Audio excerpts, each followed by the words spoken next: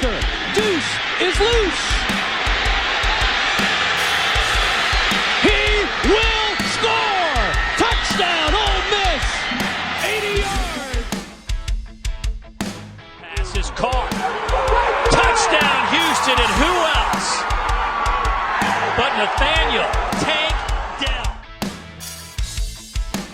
Morton taking a shot downfield in the direction of Aiken. Pulls it in for the touchdown.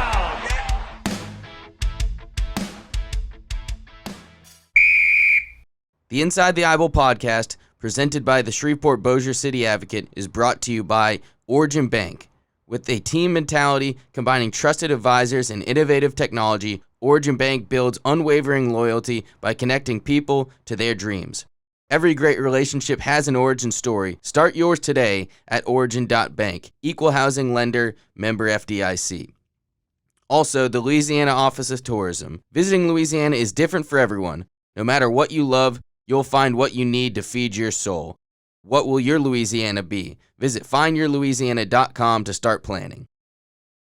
Also, Coca-Cola. Shreveport Coca-Cola United is proud to be a longtime beverage partner of the Independence Bowl. Powerade and Body Armor are the official sports drinks of Shreveport Coca-Cola United. Powerade, hydrate with 50% more electrolytes. Body Armor, it's more than a sports drink. It has potassium-packed electrolytes, antioxidants, and has no artificial sweeteners, flavors, or dyes. And finally, by the Shreveport-Bossier City Advocate. When it comes to sports in Shreveport-Bossier City, the story starts and ends with Roy Lang. Read Roy daily in the Shreveport-Bossier City Advocate, Louisiana's fastest growing news website, only at ShreveportBossierAdvocate.com. Welcome inside the Eyeball podcast presented by the Shreveport-Bossier City Advocate. I'm Erik Evenson. Alongside me, as always, are Carmody, former Lou Groza award-winning kicker. Maybe going to be featured in the new video game now that the Groza Award's going to be in there, as well as 2019 chairman, and then Advocate sports editor Roy Lang also joining us on the show. Great podcast today. We have a great guest. Joining us today is Byron Dawson, the head coach of the Centenary Football team. Coach, thank you for joining us. We appreciate you coming on. Thank you for having me, guys. Absolutely. So just want to start coming up, we plug a little bit of our stuff. We have the 13th annual Youth Football Clinic. You guys are going to be participating in that, having coaches out there helping out the kids. We have over 400 kids signed up right now for the youth clinic, and it's a free clinic for everybody. So what's that mean for you guys to get out there and go to different events and show your face and help out with different events like that throughout the community? We are so excited about having the opportunity to share and serve the community. I think whenever you can get out and touch the youth of the Shreveport-Bossier and surrounding areas, that's a big deal. And so we had a great time the last couple of years supporting that youth clinic, and we really look forward to doing it again this year. Once you guys get the new digs up, maybe Centenary should start their own youth clinic. Help with those new facilities. Roy was talking about just opened. How are those facilities looking, and what's your favorite part so far of those new digs? Well, I think the practice field, to have two turf fields. Of course, we got Mayo Field that's been there, that has the football lines on it, and then to have a 80-yard practice field right beside it. I think a day like yesterday where you had bad weather, when I walked out on the field this morning, it was basically bone dry.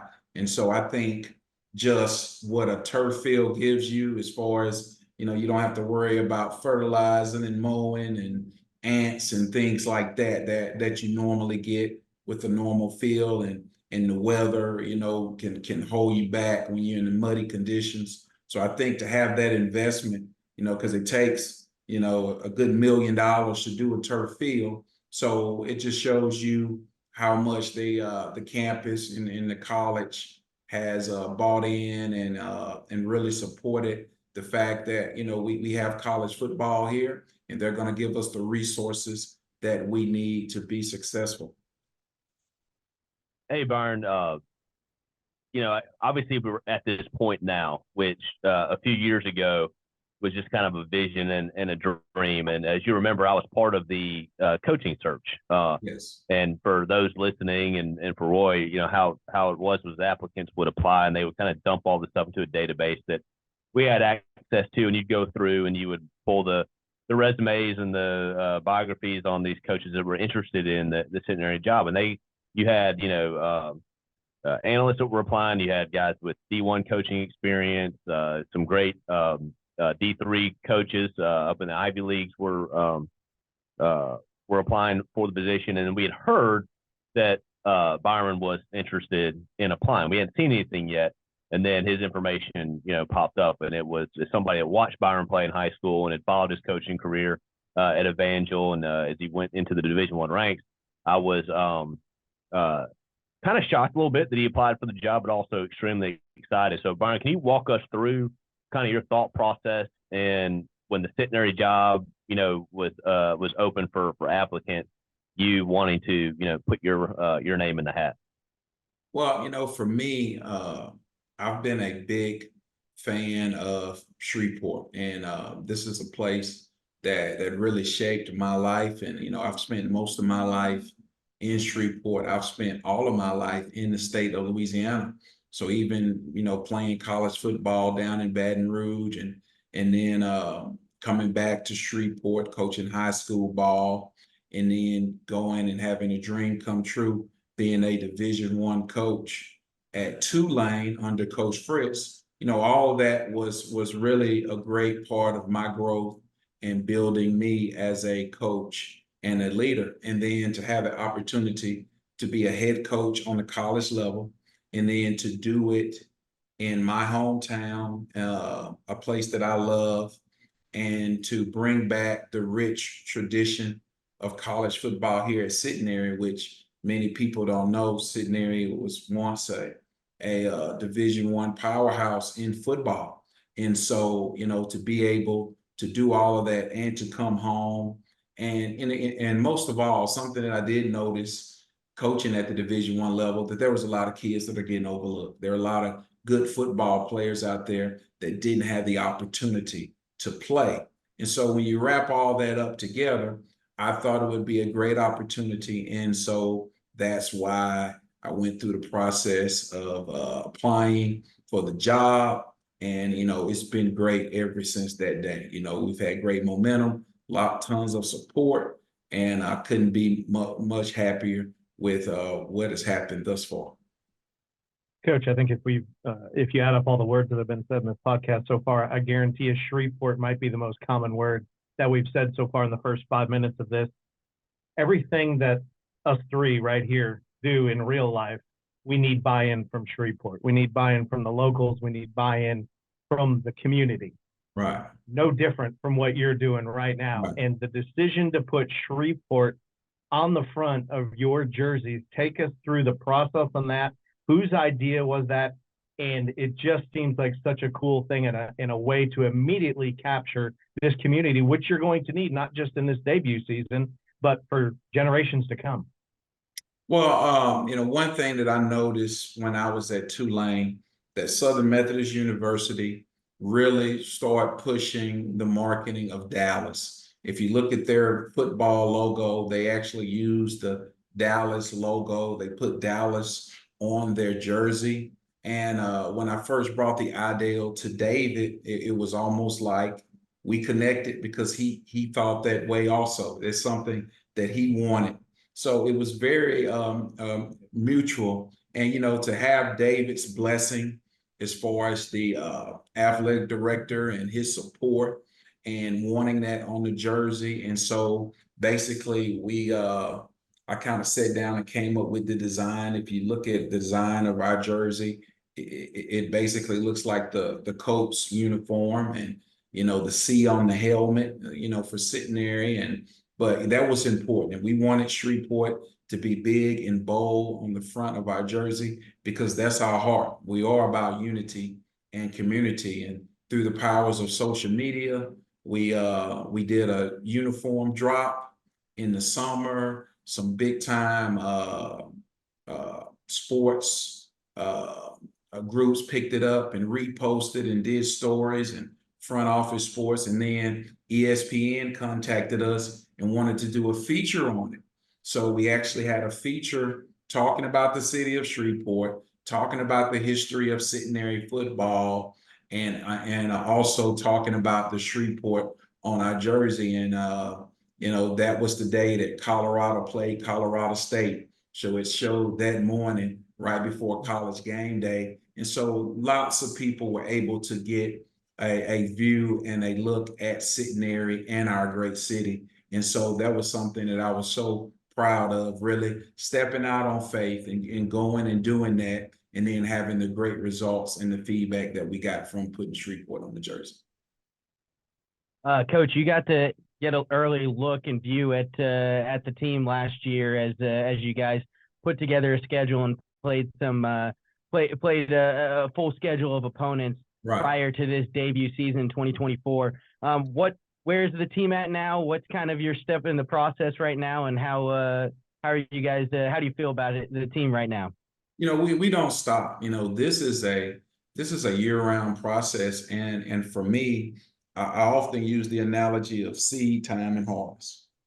You put a seed in the ground, and you got to make sure that you surround it with the right stuff. You got to make sure it's in good soil, it's got good light, good water, good fertilizer, and that's the people.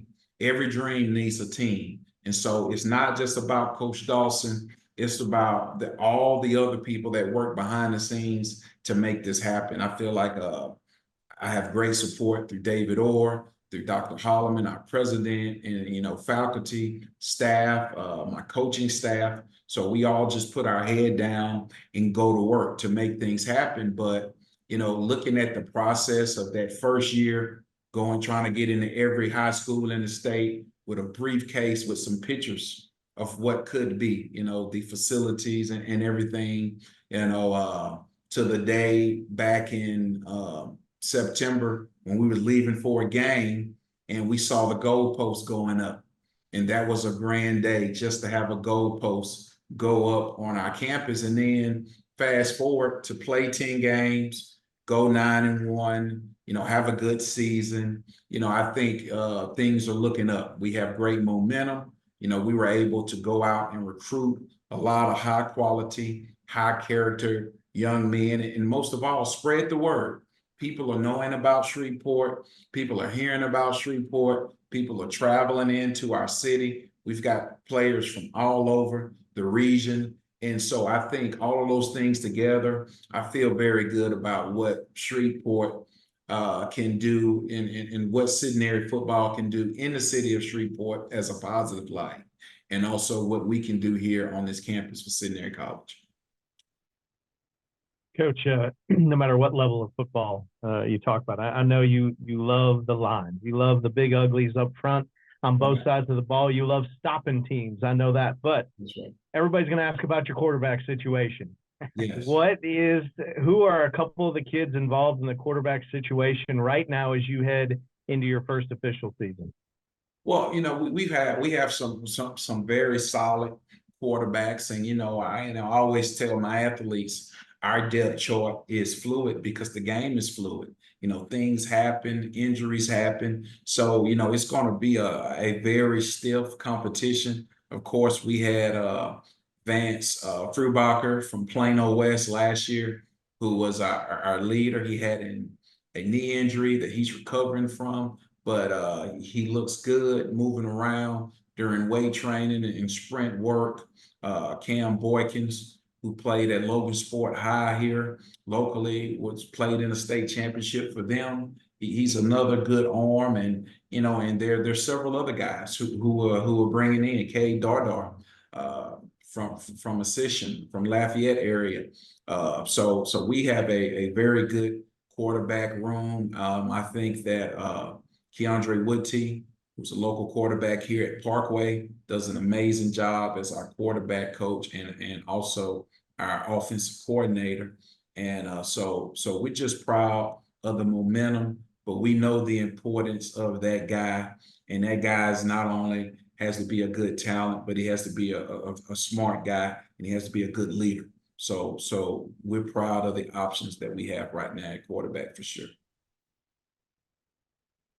Coach, with the obviously the team starting up this year, how is the balance of upperclassmen, younger guys? How have you been able to do that with I know you guys have been getting guys in for a couple of years and preparing for this first season. So how is how are you able to mix the upperclassmen, those veteran leaders, and then some of the younger guys as well? That's a great point. People ask me, what's your greatest challenge? And that right there is probably my greatest challenge by far, because when you're building a program, when you're first starting to take a program over, normally you have some type of foundation, some type of stability from the kids that was there when you got there. When I got here, there was no one here. So it was just me. And so literally, and then, so you first had the option of, well, go shop on the portal and JUCO and try to bring in older guys to try to manufacture that older senior leadership. And I really didn't want to do that. One of my reasons for taking the job was to go after some of the high school kids that was getting overlooked. And so we had a young team. We had a very, very young team. I would say the majority of our roster will be sophomores and freshmen. You could say close to 80–90% will be the freshmen that was on our team this year. That's going to be sophomores, and then the incoming freshmen. So we'll be right at or surpassing the triple digits as far as our roster numbers. So we'll have a full college roster. Last year we maxed out about 75 guys. So we're excited to get to get into the triple digits. But we do have some older kids, and those older kids have been great.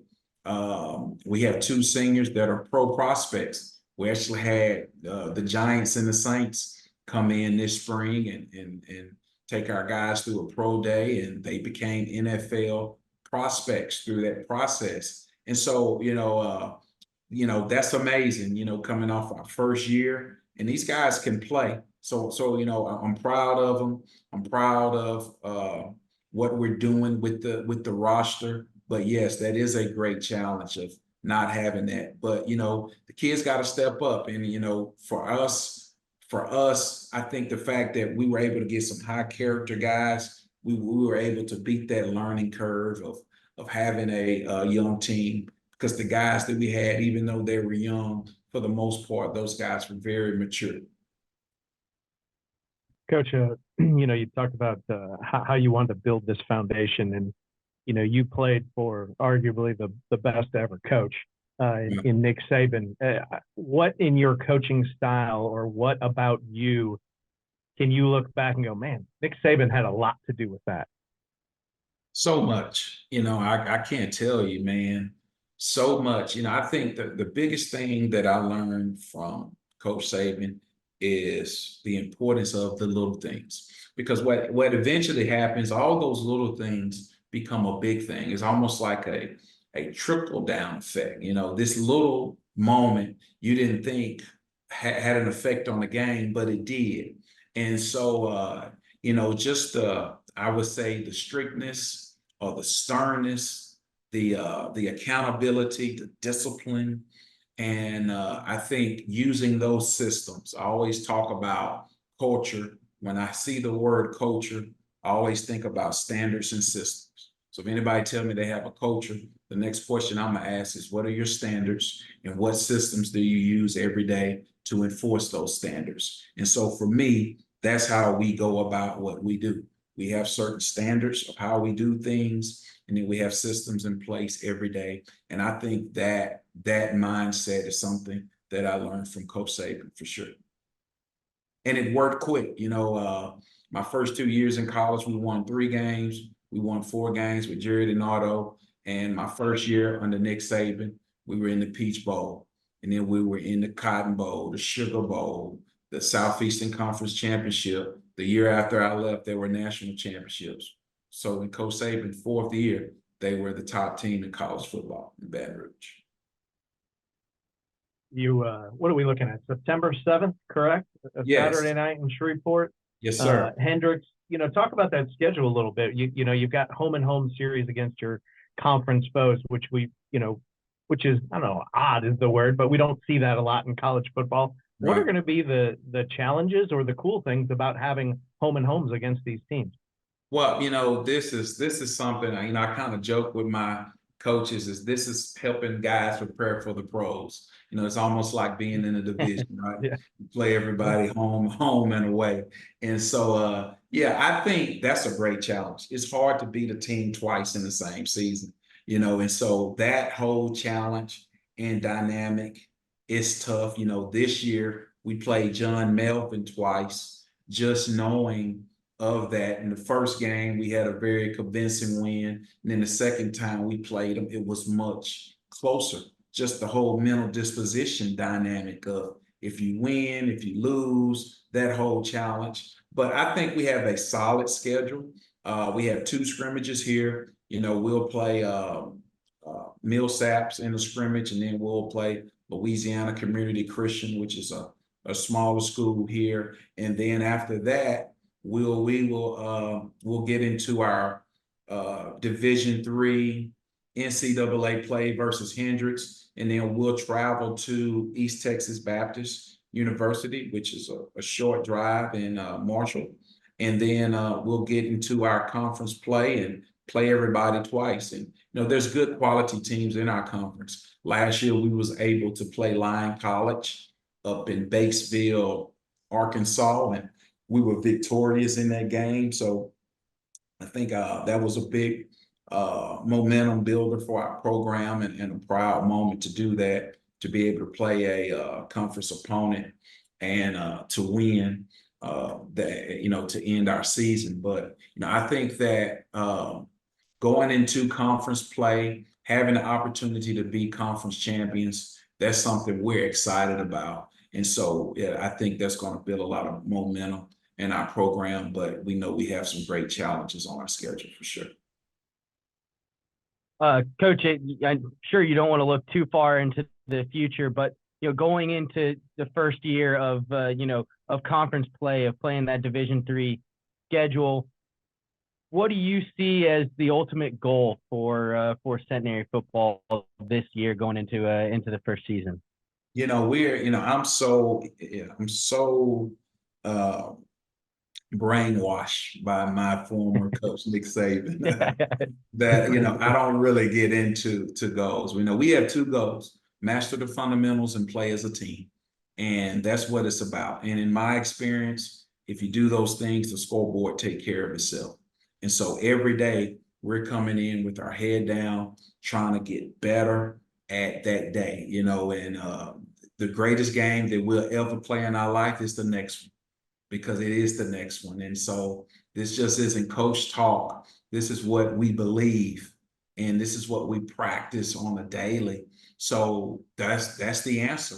The goal is to master the fundamentals and play as a team. And that's a challenge. It takes a lot of reps to master the fundamentals and to create the chemistry that you need as a team. That's a whole dynamic where everybody has to buy in and be all in and doing their job. And so that's how we approach it. And we know the challenges. We don't stand here thinking, man, it's going to be easy. We know we have the utmost respect for our opponents. We're a new program, so we know we have a tough hill to climb for sure. Coach, I know the one of your famous phrases is iron sharpens iron. And Right. first time I heard that was when you were at Evangel. Let Right. me bring you back to high school a little bit. So much has changed about amateur athletics, and it is starting to dip down into the high school level now. Heck, it's not going to be long until we see some sort of transfer portal in high school. I know it's going to happen. And in Caddo Parish, we sort of have that right now. You can go, no matter where you live in Caddo Parish, you can go to other schools. So there's guys transferring not just to Evangel anymore, not just to Calvary, not just to Loyola, as Art has seen. So it is a different dynamic. But your Evangel Eagles are starting to climb back up. They're starting to be a contender again. They got Pop Houston, who's one of the most recruited quarterbacks in the nation as a sophomore. Can Evangel get back to the top, even though there are kids going other places now? Well, I think that first of all, that school is a place that I owe so much. There was so much growth during my time there, and I'm grateful. That's a school that I not only worked at, but I went to school there. I'm a graduate of the E, and I just wish them the best of luck. I know Pastor Denny is doing an amazing job, and he's a old school throwback fundamental coach that loves to mentor kids. And, I think probably one of the greatest things about the Evangel experience is the character building that goes on there that a lot of people know. I know a lot of that was depicted in their TV show, God, Family, and Football. But I think what they do there as far as the character training and the life skills, because this game is going to be over with quicker than you think. And, I think the lessons that you learn from the game, think about it. Some people don't know how to keep going when they have a loss. Or some people don't know how to be around people that they don't know. And some people don't know how to respond to adversity. Well, this is a normal day in the game of football. And so I think that what you're seeing at the E is just the process. It takes time to build it up and to get it right. And so, I'm proud of being a part of that school and my experience, and proud of what Pastor Denny is doing with the program right now, for sure. Well, Coach, thank you so much for coming on with us. We really appreciate it, and best of luck with this season and in the future. We're going to be eagerly watching the team this year, and look forward to seeing what you do with it. All right. Thank you, guys. God bless. Thank you. That was head coach of the Centenary gentleman, Byron Dawson, joining us on the Inside the Eyeball podcast. We forgot to ask the one thing. What did we forget to ask him? I heard that Art has a COVID eligibility left. Does he need a kicker? Yeah, I almost did. I almost did ask you. You asked about the quarterback situation. I almost asked about the kicking. Well, what's funny is there's a local recruit that I know Centenary had talked to, and Byron Dawson, and I guess in the recruiting pitch had told him that I was available for kicking instruction as needed, and that I was ready to go. So I guess I have agreed to be a volunteer. You're kicking consultant for. You're available. It's just the price tag. I mean, you're always available. It's just the price tag. Yeah, I think kick at their new on their new turf field. Yeah, I could do something pro bono for Coach Dawson. But no, I was just thinking, talking about the uniforms. I think in the new video game, I think you can create a team, and I'm for sure going to be creating. Build your own dynasty. Yeah, cool. Get them into the SEC. Yeah, you can be in that 12-team playoff in no time. Oh man, it will be cool to see Centenary. It won't be this year, and I believe they have to wait one more year. But down the road, in 2 or 3 years, they will be able to. There will be an automatic bid from their conference to go into the playoffs, which Centenary saw it in baseball very recently. So just the fact that the local team can earn a bid into a national championship tournament, will be cool, especially football, which we obviously haven't seen here. Yeah, and that's like I was saying, I was involved very early on this process, and to have somebody of Byron's quality, not just apply for the job, but I want this job. Right. I mean, we brought in 4 candidates. I didn't sign an NDA or anything, so I could probably speak freely on this. So we brought in 4 candidates to Shreveport, 4 interviews. Byron, obviously the easiest one because he was here. All great candidates, and all could be, all would do a great job for Centenary football. But Byron, just his ability to connect with everybody that he interviewed with, they brought him to the school. His ability to connect with everybody at that school, from the faculty down to the students that were on campus at that time. He's a connector, and I'm really, really excited about what he can do, because I do think with the talent in this area and his ability to go recruit, he's done it at the Division I level. Who says we can't be the next D3 powerhouse in football? Well, and I know it's different, than with the way that college football is now. You talk about some of the talent here. there's a chance that, and I know it's hard to get discovered at some levels, but there's a chance that you can get guys to say, hey, come play right away. And, there's a different dynamic in college football now where you can use some of these different rules to recruit at the smaller level to get some of that talent in that can help right away. And I think they have a chance to do that with all the talent here. And one thing we didn't talk about was how this is helping Centenary College overall, not just the athletic program. The numbers were in the 400s in terms of enrollment recently. When I was there in '89, it was over 1,000. It was always pride. We're the smallest Division I school in the country. And that was cool. It wasn't like we looked at it like, oh boy, that's embarrassing. We were like, man, that's awesome, because we were good in a lot of sports back then. So, things dip down to the 400s. They go from D1 to D3, which people did not like, understandably. But the addition of football in D3 is different than D3 without football. They've already seen the numbers over 600, and that was last fall. So I'm sure they've increased even more since then. So it is still going to take buy-in. Everything costs money. Football costs a lot of money to run a football program. So as you guys know, it's a fickle community, but this is something that's very unique, extremely unique, right here in Shreveport to have a football program. And I just think, like you said, Art, with Coach Dawson as the leader, as the face of the program, I think people are going to listen, and I think they're going to help out. And if they see success, and not just wins and losses, but success, the enrollment goes up, the community loves it, they're good attendance, some success on the field, it could pay off down the road.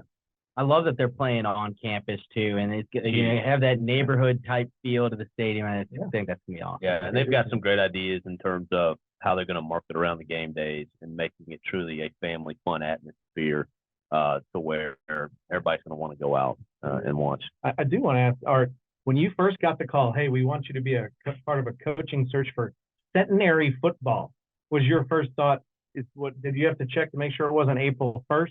What was the thought when you heard about Centenary and football again? Well, the gentleman that had reached out, I'd heard some rumblings that they were doing some feasibility studies and putting things together. When he reached out, I'd kind of